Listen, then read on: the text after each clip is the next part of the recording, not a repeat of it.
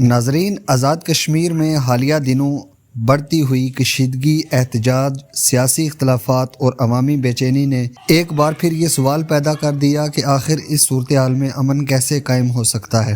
ناظرین، تاریخ گواہ ہے کہ جب بھی کسی معاشرے میں اختلافات بڑھتے ہیں تو طاقت کے استعمال کے بجائے مذاکرات، برداشت اور عوامی مسائل کے حل سے ہی دیر پا امن قائم ہوتا ہے۔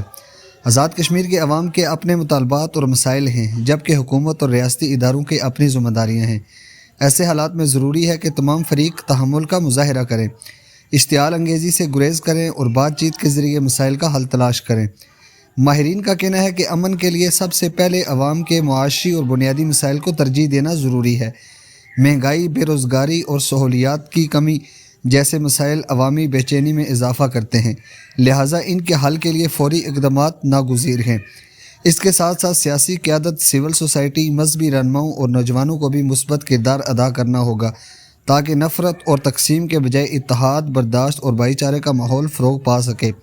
سوشل میڈیا کے اس دور میں غیر مصدقہ خبروں اور افواہوں سے بھی حالات خراب ہو سکتے ہیں، اس لیے ہر شہری کی ذمہ داری ہے کہ وہ صرف تصدیق شدہ معلومات پر یقین کریں اور ایسے مواد سے اجتناب کریں جو اشتعال یا نفرت کو ہوا دے۔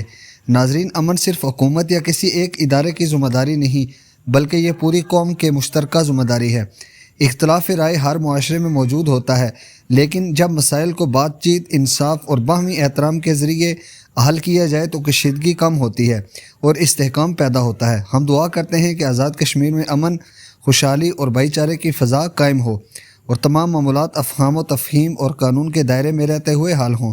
آپ کی رائے میں آزاد کشمیر پائیدار امن کے لیے سب سے اہم قدم کیا ہونا چاہیے؟ اپنی رائے کمنٹ میں ضرور دیں۔ ویڈیو پسند آئے تو لائک، شیئر اور چینل کو سبسکرائب کرنا ہرگز نہ بھولیے۔